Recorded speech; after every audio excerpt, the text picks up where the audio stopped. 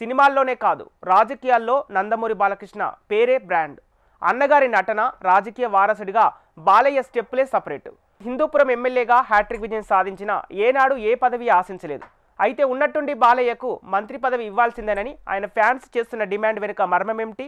Pan India స్టార్గా సినీ తెరపై ఓ వెలుగు వెలుగుతున్న బాలయ్యను మంత్రిగా కూడా చూడాలని అభిమానులు నిజంగానే కోరుకుంటున్నారా?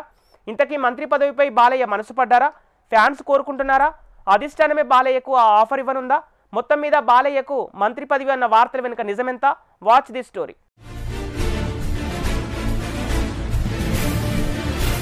తెలుగుదేశం పార్టీ వ్యవస్థాపక అధ్యక్షుడు నందమూరి తారక రామారావు ప్రాతినిధ్యం వహించిన హిందూపురం నుంచి ఆయన రాజకీయ వారసుడు బాలకృష్ణ ఎమ్మెల్యేగా కొనసాగుతున్నాడు. 2014లో రాజకీయ అరంగేట్రం చేసిన నందమూరి బాలకృష్ణ 3 సార్లు ఎమ్మెల్యేగా గెలుపొందారు. గత ఎన్నికల్లో కేంద్ర రాష్ట్ర ప్రభుత్వాల్లో కూటమి ప్రభుత్వం అధికారంలోకి వచ్చింది. కూటమి సారథిగా, రాష్ట్ర ముఖ్యమంత్రిగా, తెలుగుదేశం పార్టీ జాతీయ అధ్యక్షుడిగా నారా చంద్రబాబు నాయుడు కొనసాగుతున్నారు. బాలకృష్ణకు స్వయానా బావ.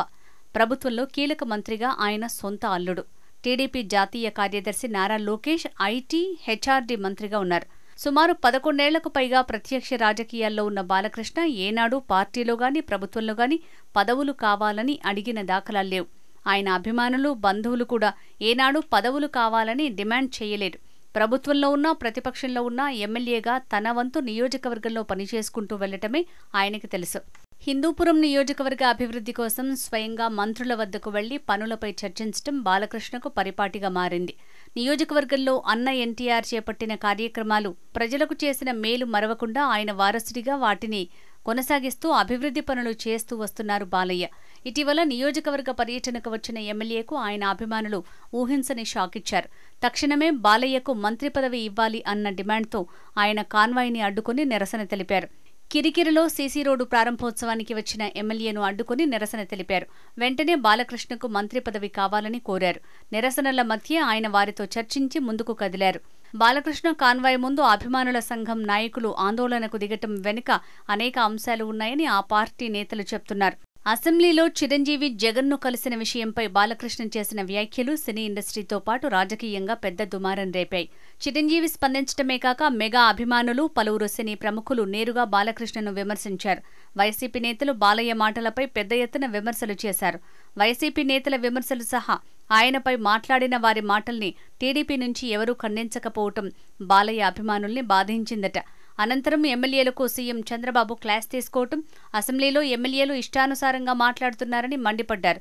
అప్పటికే జ్వరంతో బాధపడుతున్న డిప్యూటీ సీఎం పవన్ కళ్యాణ్ను సీఎం చంద్రబాబు ఇంటికి వెళ్లి పరామర్శించారు.